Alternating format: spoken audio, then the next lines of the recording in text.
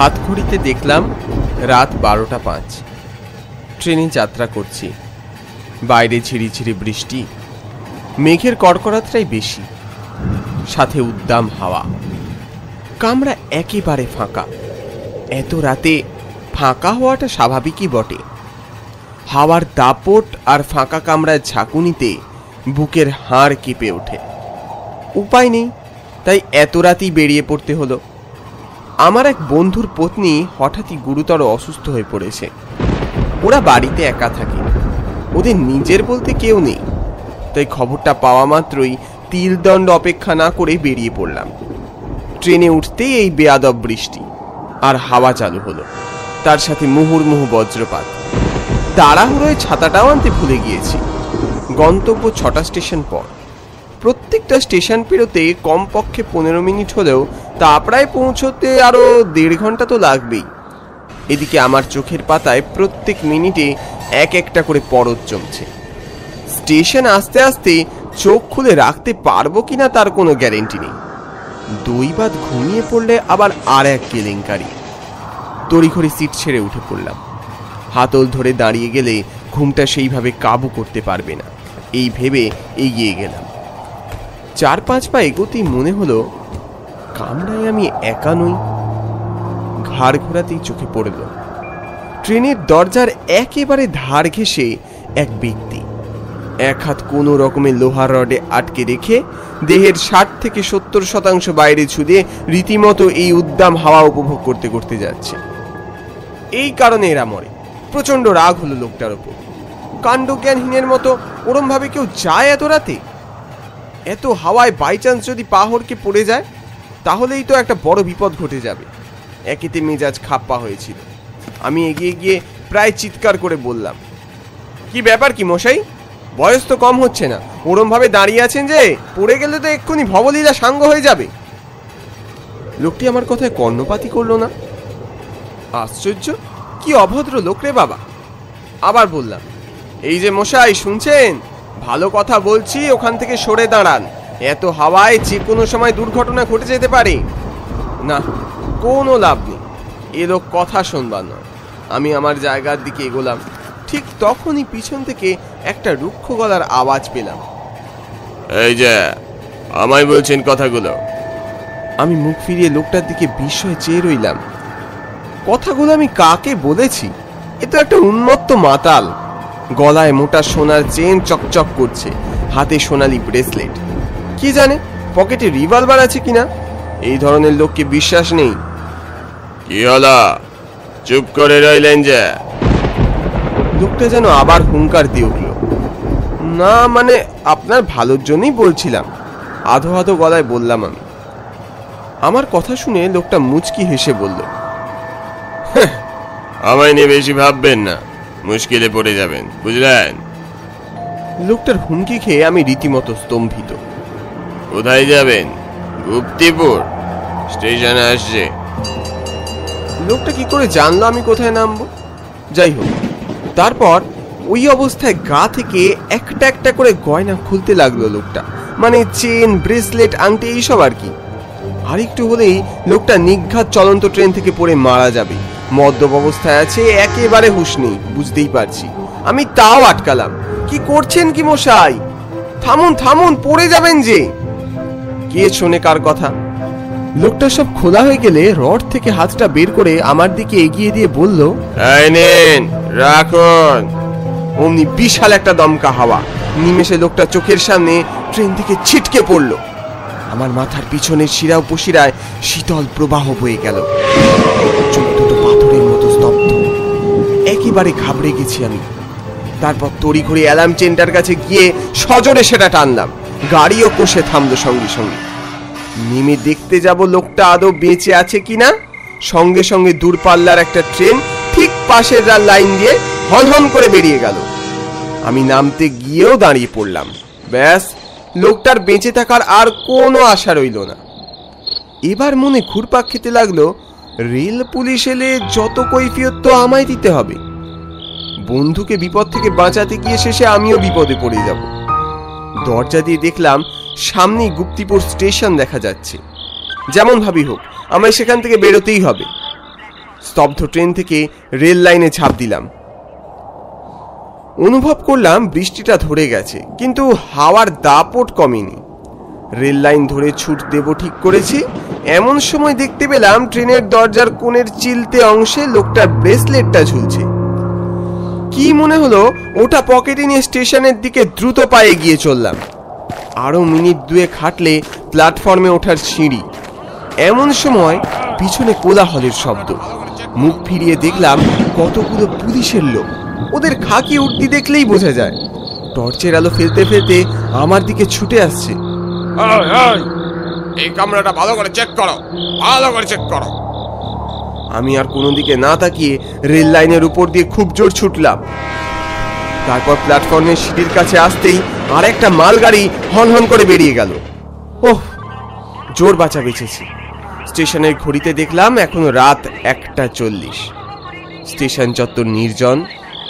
আকাশে এখনো ঘন কালো মেঘ মাঝে মাঝে গর্জন করে চলেছে, মানে আবার একচোট হওয়ার সম্ভাবনা আছে।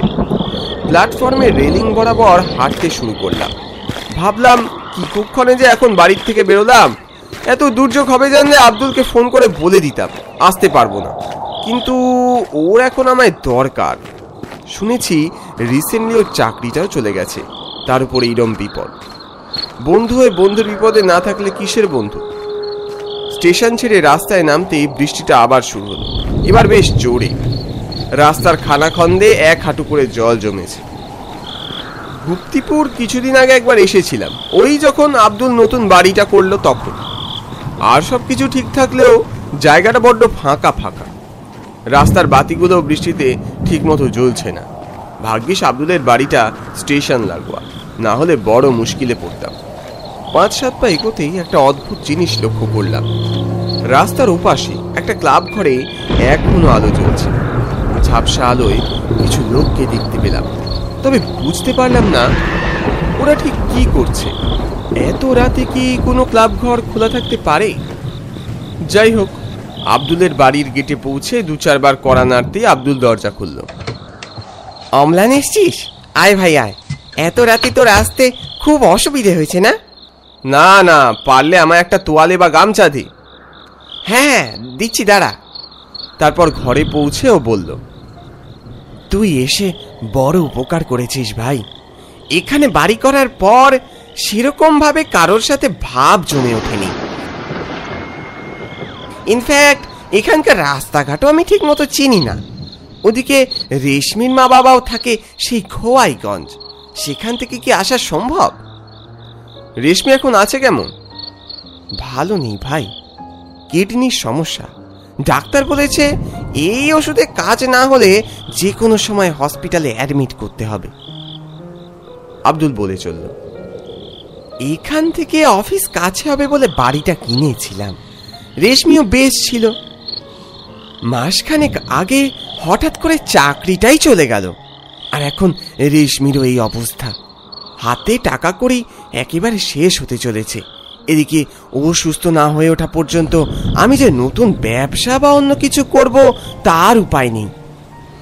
আমি ওর হাতে কিছু টাকা দিলাম, বললাম এটা রাখ, আর তোর বন্ধু হয়ে উপার্জনের জন্য একটা ভালো উপায় বলি শোন। তোকে বাড়ির বাইরেও বেরোতে হবে না, আর কোনো টাকাও লাগাতে হবে না। তাই বুঝি? কেমন ভাবে? এই দেখ, প্রথমে মোবাইলে মিশো অ্যাপ্লিকেশনটা ইনস্টল কর। ওখানে উন্নত মানের বহু প্রোডাক্ট দেখতে পাবি, জামা কাপড়, শাড়ি, আরো অনেক কিছু। যেটা তোর পছন্দ হবে তোর মনের মতো মার্জিন রেখে হোয়াটসঅ্যাপ বা ফেসবুকে বন্ধু, পরিবার বা যে কোনো পরিচিতের সাথে শেয়ার কর। তারপর আর কি, প্রোডাক্ট ভালো লাগার পর কেউ কিনলেই তোর মার্জিন 10 দিনের মধ্যে তোর ব্যাংক অ্যাকাউন্টে চলে যাবে। এতে ক্যাশ অন ডেলিভারির সুবিধাও আছে। সত্যি? একদম খাঁটি সত্যি। এছাড়াও এতে সাপ্তাহিক বোনাসও পাওয়া যায়। আব্দুল চোখের জল ফেলতে ফেলতে বলল, তুই আমায় বাঁচালি ভাই। আজকালকার দিনে তোর মতো বন্ধু পাওয়া সত্যি ভাগ্যের ব্যাপার। আমি ওর কাঁধে হাত রেখে বললাম, এখন যা, রেশমির কাছে গিয়ে বস, ওর তোকে দরকার হতে পারে। আব্দুল চলে গেলে সারাদিনের ধকল আর ঠান্ডা হাওয়ায় কেদারায় মাথা ঠেকাতেই চোখ জুড়িয়ে এসেছিল। হঠাৎ লোডশেডিং হলো। ঘরের চারিদিকে ঘুটঘুটে অন্ধকার। কেদারা ছেড়ে উঠে আব্দুলকে ডাকতে যাব, এমন সময় প্রচন্ড দাপাদাপি আর চিৎকারের শব্দ কানে এলো। প্রথমে ভাবলাম ঘরের ভিতর থেকে বুঝি শব্দটা আসছে, কিন্তু না, শব্দটা আসছে দরজার ঠিক বাইরে থেকে। হাতড়ে হাতড়ে দরজার হাতল দুটো ধরে দরজাটা খুললাম। ঘন বৃষ্টিতে অন্ধকারে যা দেখলাম নিজের চোখে বিশ্বাস করতে পারলাম না। কতগুলো ছায়া মানব, হ্যাঁ ওরা ছায়াই বটে, নিজেদের মধ্যে তুমুল মারামারি করছে, চিৎকার করছে, কেউ কারোর গলা টিপে ধরছে, ছুরি দিয়ে কোপাচ্ছে। আমি আতঙ্কে আর্তনাদ করে উঠলাম, আব্দুল, আব্দুল! আব্দুল ল্যাম্প নিয়ে উপর থেকে ছুটে এলো। কি হয়েছে অম্লান, কোনো সমস্যা? আমি হাত দেখিয়ে বললাম, ওই ওই দেখ, ওখানে কি সব হচ্ছে। কোথায়? মুখ ঘুরিয়ে যখন দেখলাম ওখানে সত্যি কেউ ছিল না।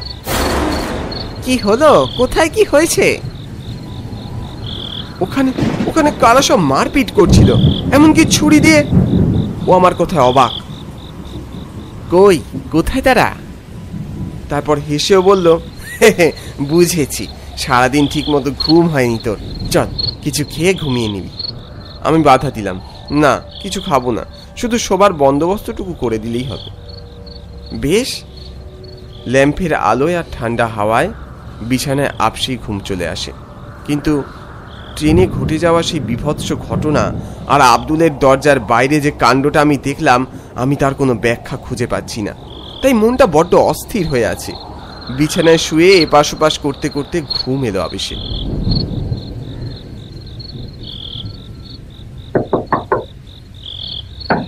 কে? আব্দুল, দাঁড়া, আসছি। দরজা খুলতেই দেখতে পেলাম অন্ধকারে ল্যাম্পের আলোয় সেই মুখ, বিভৎস। আপনি? হ্যাঁ আমি। ব্রেসলেটটা যে নিয়ে এলে, আরগুলো তো নিয়ে আসতে পারোনি, সেগুলো দিতে এসছি। কিন্তু আপনি তো ওই ট্রেনের তলায়। ট্রেনে কি? হ্যাঁ ট্রেনে কি কাটা পড়েছি, এই তো। তো কি হয়েছে? এখন আমি যা দিচ্ছি সেটা রাখো, ওরা একবার জানতে পারলে নিয়ে পগার পার। ব্যান্ডেজ জড়ানো হাত দিয়ে লোকটা কতগুলো গয়না আর এক বান্ডিল টাকা আমার দিকে এগিয়ে দিচ্ছিল।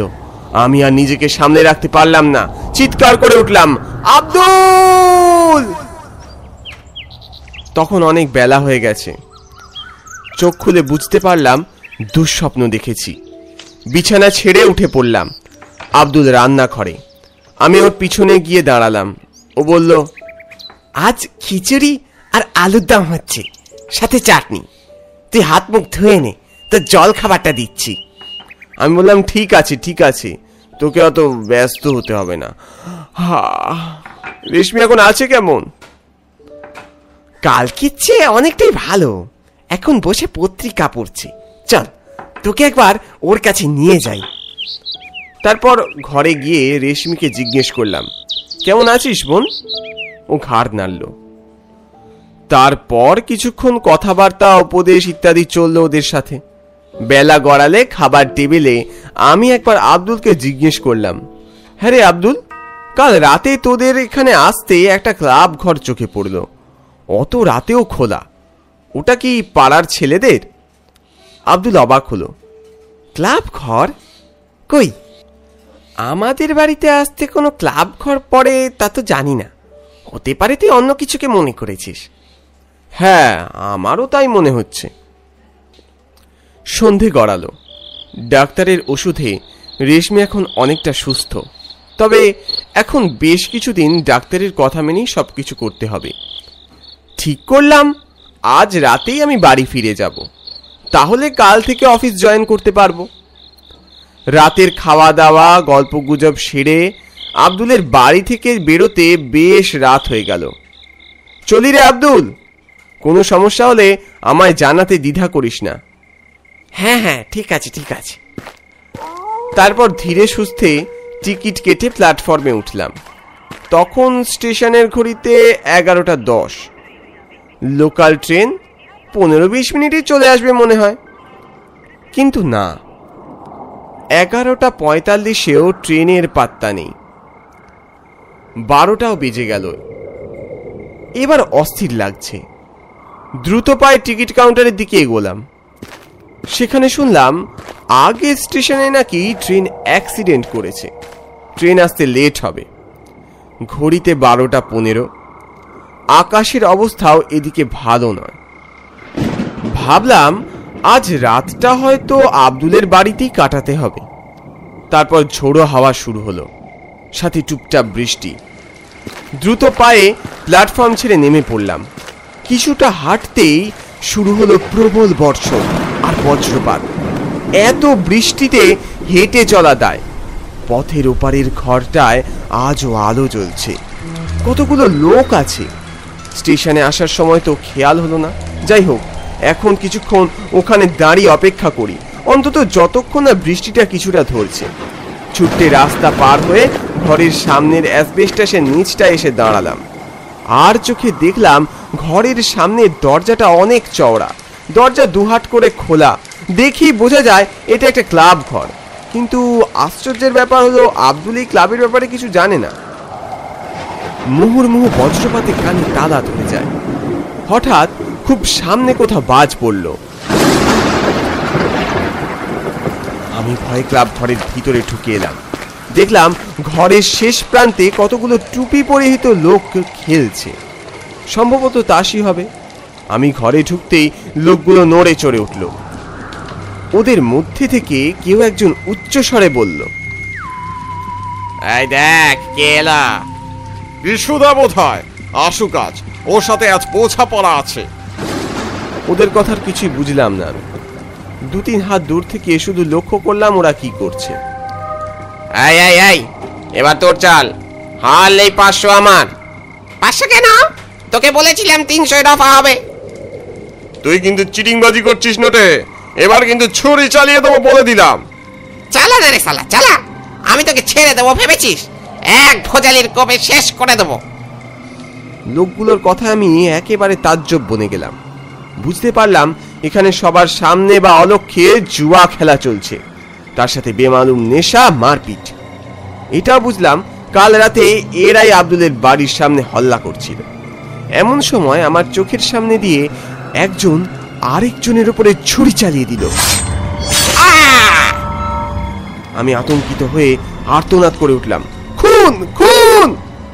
আশ্চর্য, লোকটা ছুরি খেয়েও দাঁড়িয়ে আছে। এ কি রে, ও আবার চেয়ে চায় কেন? তারপর ওরা আমার দিকে ঘুরে তাকালো। প্রত্যেকের চেহারা দেখে আমি শিউরে উঠলাম। কপালে বুলেটের গর্ত, কারো গলায় ছুরির দাগ, কারো বুকে ছুরি বিঁধে আছে, আবার কারো শরীরের নানান জায়গায় ব্যান্ডেজ বাঁধা। এবার আমায় দেখে ওরাও চিৎকার করে উঠল। আরে আরে, এ তো বিশু নয়, একটা জ্যান্ত ছোকরা। এখন এখানে ও করছেটা কি? আমি সাহস নিয়ে বললাম, মাফ করবেন, ভুল হয়ে গেছে, আমি চলে যাচ্ছি। এই বলে গুটি গুটি পায়ে সেখান থেকে বেরোচ্ছি, এমন সময় তার আগমন। কালকের সেই লোকটি, স্বপ্নে যেমনটি দেখেছি। মুখের ঠিক মাঝখানে লম্বা কাটা দাগ, সেলাই করা। তার সাথে একটা জিনিস আরও যোগ হয়েছে, কপালে বুলেটের গর্ত। আপনি এইখানে? এখানে রোজ রাতেই তো আসি, খেলি, আমি জিতি। আপনাকে কাল ওইগুলো দিচ্ছিলাম কি সাদে? এগুলো সব কটা হারাবাতির দল, যা দেখে তাই নিতে চায়। এখানে কে যে ভূত, কে যে মানুষ বোঝা বড় দায়। পিছন থেকে আবার চিৎকার, এই বিশু, এই তুই কাল আমার সাথে জালিয়াতি করেছিস, এখনই সব ফেরত দে। আয় আয়, দেখুন যা বলেছিলাম, আমি কোনো জালিয়াতি করিনি, আমি কিছু দেব না। তবে রে, পিছন থেকে লোকগুলো, থুরি ভূতগুলো তেড়ে আসছিল।